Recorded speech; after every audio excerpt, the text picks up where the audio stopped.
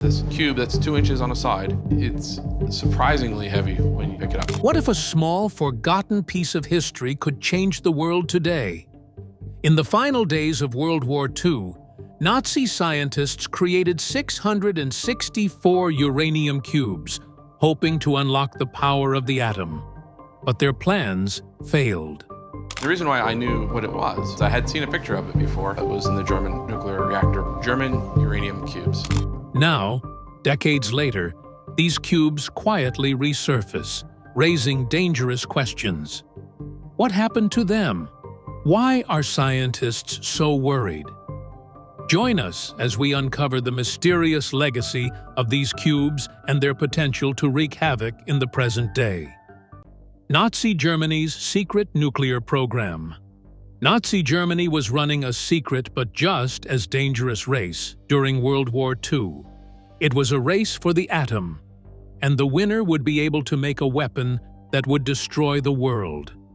Physicist Werner Heisenberg, winner of the Nobel Prize, and scientist Kurt Deibner were in charge of the Uranium Club, whose mission was to break the atom's code and use its power to power Nazi Germany's war machine. The goal was to make a nuclear generator that could power an atomic bomb. Their end goal was very scary, but at first, they were more interested in something more technical, making a nuclear reactor work. Even though it was the first step toward controlling atomic energy, it turned out to be a long shot in the end. They didn't just need ideas, they needed a plan that would work. To make nuclear fission work in a controlled way, they were looking for ways to make it stronger, but not yet the bomb. In the small town of Haigerloch, which is tucked away in the middle of southern Germany, the Nazis set up their biggest bomb test. There were war secrets all around this lab, which wasn't in a university, but in an underground bunker deep under an ancient church. Heisenberg's team made the B8 reactor here. This is a machine that is meant to start what is known as a self-sustaining chain reaction. It was meant to use the splitting of uranium atoms to make energy, which could, in theory, be very large. It was a simple idea. When one atom splits, it gives off energy that makes another atom split. The process would keep going, making a power cycle that would never stop. But, as with many things in war, what was said and what was done were very different. The B8 reactor was made so that the Nazis could build a nuclear bomb. But the reactor never worked, no matter how smart Heisenberg and his team were. They were still a long way from getting the chain reaction they wanted, one that could keep going on its own and never end. What went wrong? It wasn't just a case of luck. There had to be a lot of uranium for this reactor to work, but not just any uranium. They were looking for it in a certain way. In order to do this, the experts at Haigerloch cut natural uranium into 664 cubes that were each about 2 inches across. Each of these cubes was very thick and weighed about 5 pounds. They were the reactor's key. Think of them as puzzle parts that, when put together the right way, would set off a nuclear chain reaction. Each cube was the right size and form to fit into the reactor's design. They were floated in heavy water to slow down the neutrons and start the fission process. The blocks were not just part of the plan. They were meant to power the experiment. They were floating in the heart of the reactor and arranged in a grid that would hopefully cause the reaction that could change the world. Even though it was carefully planned, the reactor never got to full power. There's no way around the harsh truth. The reactor never went critical. Things were not easy for the Nazis in more ways than one. They had to deal with a lot of problems that made it even harder for them to succeed. One of the biggest problems was that they didn't have enough heavy water, which was an important part of their reactor system. The reactor would not work right without it.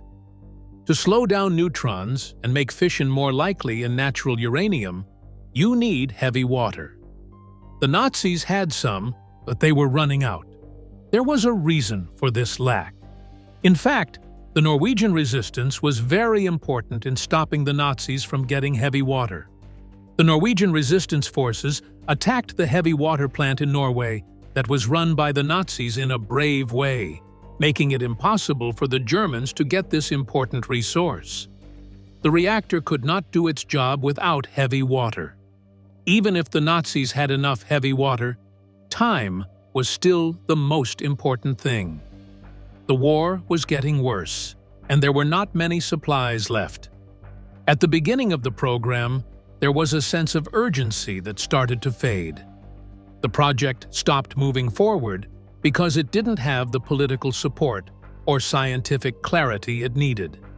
As the Allies moved into Germany, the reactor had been left empty, and its secrets were hidden deep under the church. Why the 664 cubes of uranium? Secreted away, ready to be erased from history.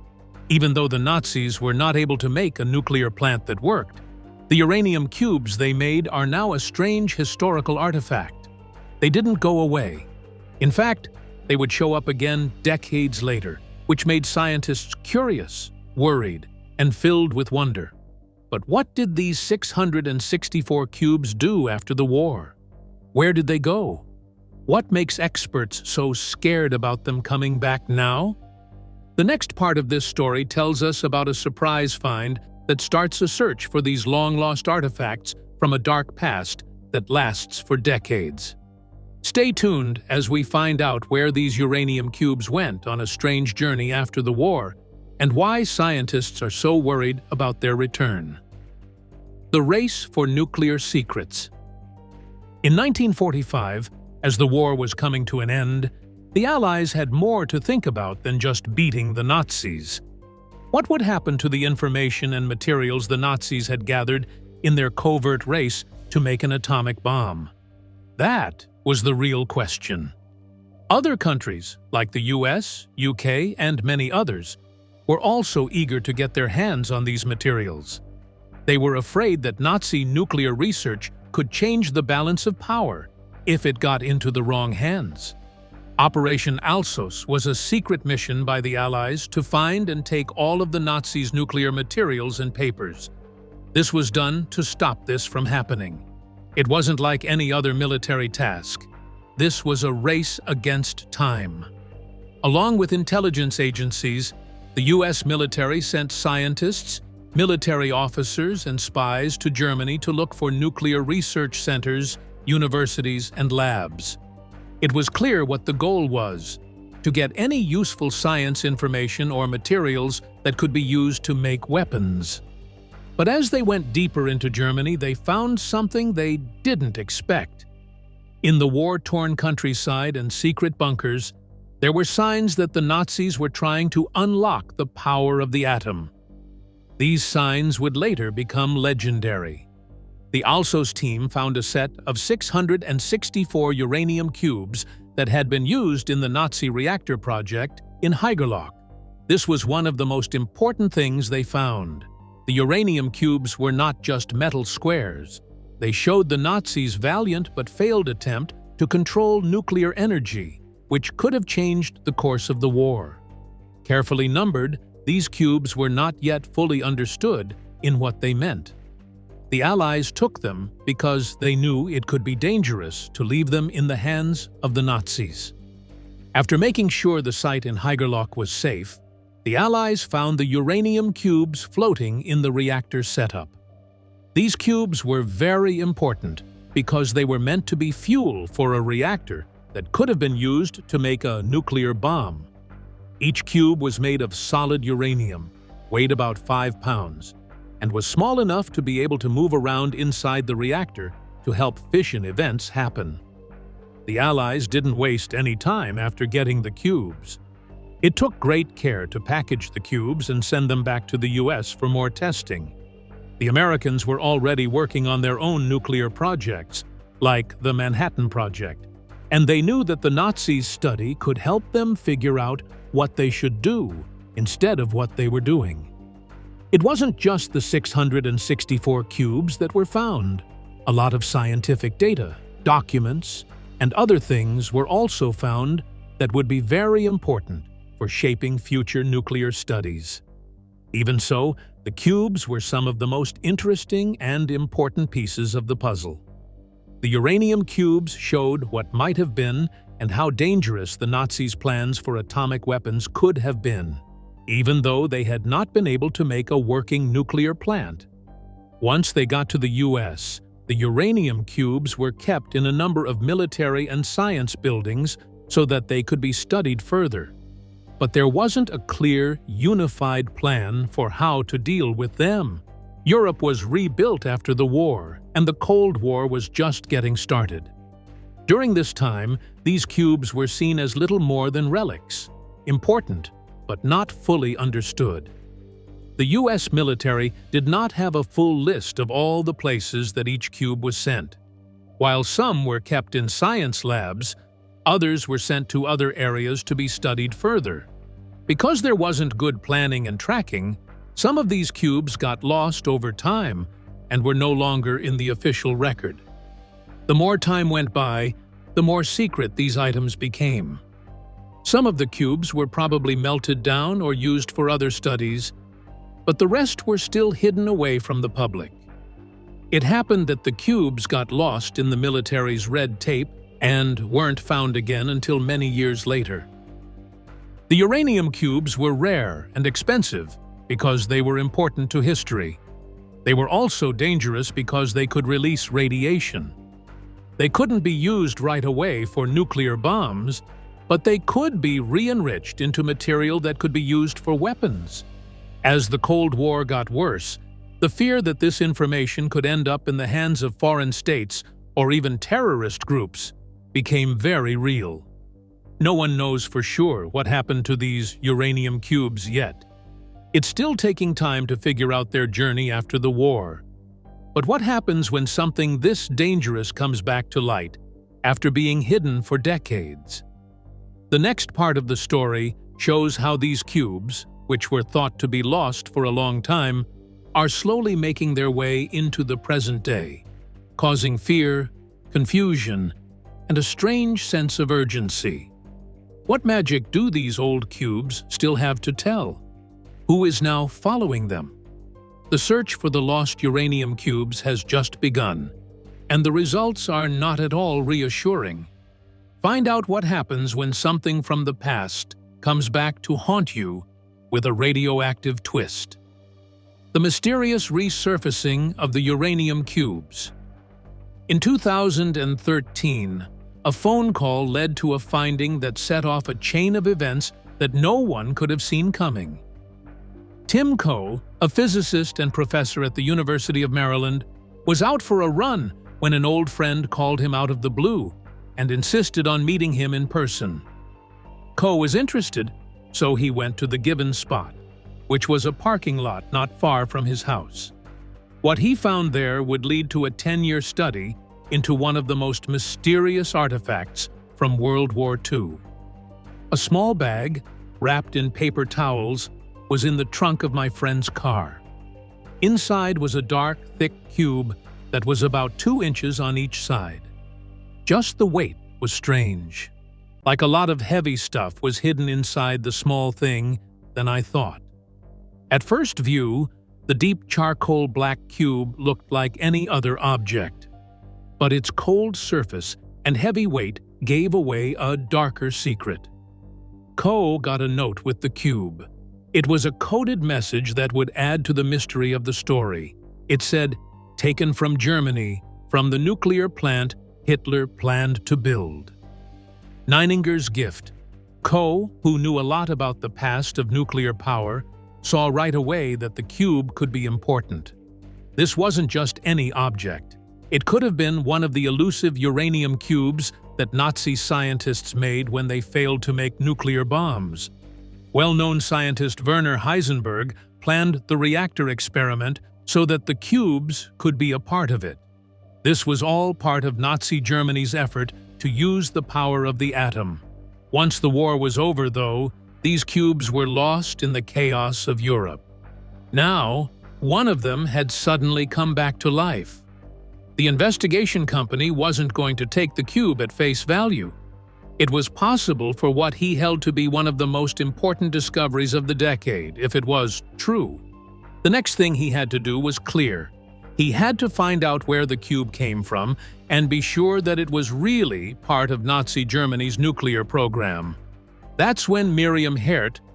It was clear what the goal was: find out if this cube really came from Nazi Germany's failed nuclear reactor project, or if it was a well-made hoax. Gamma spectroscopy was the first method they used. This method finds the amount of energy that is released when the center of an atom breaks down. When uranium isotopes break down, they leave behind a unique signature of gamma rays. Scientists can figure out the type of uranium in the cube and how old it is by measuring this radiation. Next, radioisotope testing was used to figure out what kinds of isotopes were in the cube. There are different radioactive forms of the same element, each with a different number of neutrons in its nucleus. These differences can change how the isotope breaks down. By measuring the amounts of uranium-238 and uranium-235 in the cube, Coe and Hert were able to prove that it had the same properties as the uranium that Nazi scientists used during the war. This is how they found that the cube's radioactive signature and isotopic makeup were similar to what they would expect from uranium used in Nazi reactors. An important step forward was reached when it was shown that the cube most likely came from the center of Germany's nuclear research program. Finding and verifying the uranium cubes isn't just about finding old objects. It's also about the growing field of nuclear forensics. Nuclear forensics is the branch of science that studies and identifies nuclear materials to find out where they came from, how they got from one place to another, and what risks they might pose. Nuclear forensics is very important for stopping the illegal spread of toxic materials at a time when nuclear security is very important. The methods used to check the uranium cubes are part of a larger effort to keep an eye on and manage materials that could be used to make dirty bombs or nuclear weapons. These things were once part of Germany's failed atomic program. If they got into the wrong hands today, they could still be used in dangerous ways. It's important to remember that things like uranium don't just disappear. Scientists can keep track of these risky substances' movements with nuclear forensics and make sure they don't end up in the wrong place. Even a small piece of proof from the past can have big effects on global security, as we saw when the Nazi uranium cubes were found again. The story doesn't end here, though. These things are still out there, and they can still do a lot of damage. Where are the other cubes, then? Someone else could have them. Also, how long can experts keep looking for this dangerous legacy? Keep an eye on this case. It's not over yet. The global security threat. As a whole, the uranium cubes might not seem dangerous. Since these cubes are made from natural uranium, they aren't directly dangerous because they can't blow up or cause a major nuclear accident. But what these cubes really stand for is dangerous. Raw materials that, if treated wrong, could be used to make something much more dangerous. Even though the cubes aren't very radioactive, they do contain uranium, which is an important part of nuclear bombs. Who is working on her PhD at the University of Maryland, joined the study. Hert and company set out on a mission to prove that the cube was real, but they had a long way to go. The first thing they had to do was use science to show that the cube was real. The scientists used many different techniques, such as gamma spectroscopy and radioisotope tests, to look at the cube's chemical and radioactive makeup. The tests would show how old the cube was, what kinds of isotopes it had, and most importantly, if it matched what was known about the uranium used in Nazi Germany's nuclear research. As more information came in, Coe and Hert saw that the cube's radioactive profile matched what they thought uranium used in the 1940s would be like. What's more, the materials were exactly what was described as being in the cubes used in the Nazi reactor tests. Their hands hold a cube that might be a piece of history from the center of Nazi Germany's nuclear program. But even though the tests looked good, there was still a big question. How did it get to the US? Nininger was mentioned in the note that came with the cube. This is a name that most people might not know, but it was important in nuclear circles. Metalworker Robert D. Nininger had worked on the Manhattan Project, the American project that made the first atomic bomb. In the years after the war, he was very important in managing materials for nuclear studies because he knew a lot about uranium. Nininger may have had something to do with the cube's journey from Germany to the United States based on this link. The science behind the uranium cubes. Even though the uranium cubes look easy, they are not at all normal. The cubes are made of uranium-238, which is natural uranium and is not as toxic as enriched uranium, but still has a lot of energy potential. The isotope uranium-238 is safe, but it can slowly break down over millions of years, giving off radiation in the form of alpha particles.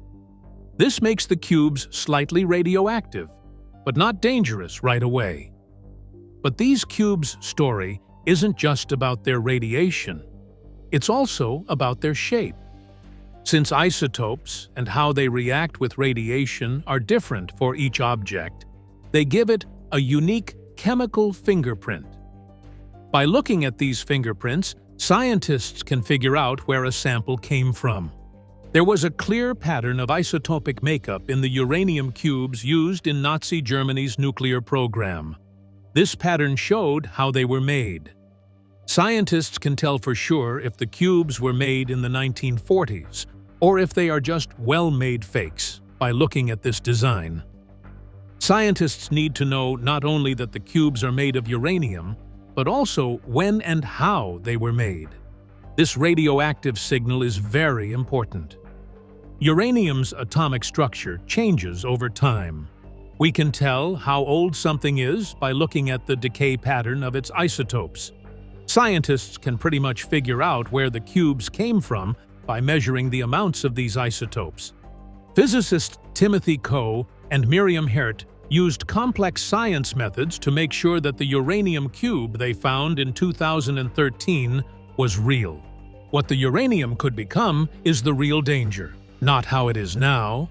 Natural uranium can be improved and turned into uranium-235, which is the isotope needed for nuclear bombs if the right tools and knowledge are used. That's where the danger starts.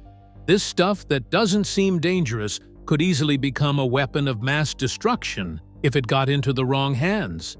There isn't much uranium-235 in natural uranium or the cubes from the Nazi plant. This isotope is needed for a nuclear explosion. By itself, this makes the material pretty safe, but the upgrading process can change everything. Uranium-238 can be turned into uranium-235, which can be used for bombs using centrifuges or other advanced methods. This type of enriched uranium is what makes nuclear bombs and reactors work. For attackers or rogue states, this could be an easy way to get nuclear materials. Uranium cubes are the first step toward making bombs, even though they can't be used to make bombs right away. Anyone who wants to make a nuclear device could use these cubes to enrich the uranium and make a weapon that would destroy everything in its path. Also, enriched uranium can be used in a dirty bomb, which is a type of explosion that spreads radioactive material over a large area, even if it is not used to make a bomb. A dirty bomb can't do as much damage as a nuclear weapon, but it can still cause fear, health problems, and long-term damage to the environment. The uranium cubes could end up on the black market, which is one of the biggest worries about them. Uranium and other nuclear materials are very valuable on the black market, and they can be sold to anyone who pays the most. Many of the cubes have probably been lost to history, But it's still scary to think that some could end up in the hands of terrorist groups or rogue states. Bad people could get these cubes, enrich the uranium in them, and then use it to make guns or dirty bombs. It's possible that this will lead to more chaos and slaying. If rogue states really want nuclear power, they might see the cubes as a quick way to get it. It is very hard to keep track of these things once they are out in the open, and the chance that they will be misused increases greatly. The discovery of these cubes again brings attention to current nuclear security. Scientists like Timothy Coe, who found one of these cubes for the first time, are very worried about what they could be used for. There have been many times in the past when nuclear materials were treated incorrectly or got into the wrong hands.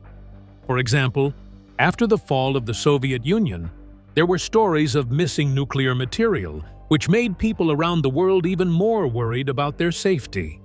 The search for these cubes is still going on, and the answers could change how we think about nuclear threats today. What will happen next in this risky game? Stay tuned as we go into more detail about how the relics of the Nazi nuclear program still affect safety around the world. How Nazi nuclear dreams shaped the modern world. Nazi Germany failed to make a nuclear bomb, but their nuclear program changed the world's nuclear race in a way that can't be erased. The Allies found the remains of this secret program in 1945. This made the US and other countries act quickly to secure their own nuclear power. The US sped up its work on nuclear weapons because of the fear that Nazi Germany might have been able to make one before the Allies arrived. With this fear as a driving force, the United States launched the Manhattan Project, which made the first atomic bombs and marked the start of the atomic age. The Nazis' nuclear program failed, but their work was a major factor in starting the global nuclear arms race. Soon, the world would be split into two superpowers with scary new weapons. As the Cold War went on, the fear of nuclear spread became one of the most important issues. There was an arms race between the world's leaders, especially between the US and the USSR. Each wanted to add more nuclear weapons to its arsenal. The uranium cubes and other remnants of Nazi nuclear science served as a warning of the danger that nuclear weapons pose to everyone. More people learned about and got access to nuclear weapons, which made it more likely that they would be used by terrorist groups and bad countries. After the war, when Nazi nuclear research was found, it led to the creation of global rules to control nuclear weapons. The Nuclear Non-Proliferation Treaty, NPT, was made to stop the transfer of nuclear weapons to countries that don't have them. Its goal was to reduce the risks that come with misusing nuclear materials. U-235 cubes may not have been able to start a nuclear chain reaction, but they are still a scary reminder of how dangerous Nazi Germany was.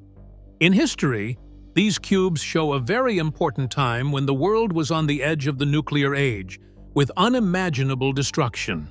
The Nazis never reached their goal, but their work with nuclear weapons might have changed the course of history.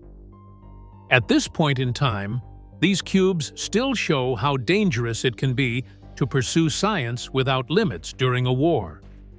There wasn't a bomb set off by them, but just being there reminds us of how dangerous things used to be. Researchers like Timothy Coe are still looking for the lost uranium cubes, even though decades have passed. Finding them is a very difficult task. Many were lost in the years after the war, and others were hidden away in secret places. Finding the leftover cubes has been very hard because there aren't many records. The fact that these materials are still missing shows how hard it is to find nuclear materials even after the war is over. As the search for the cubes goes on, fakes have started to appear. Some fakes have been sold on the black market, which makes it even harder to be sure that these materials are real. Because of this, Nuclear forensics is an important part of keeping these dangerous chemicals safe. If you found this story fascinating, don't forget to like, share, and subscribe for more. And make sure to click on the video popping up on your screen for more gripping content.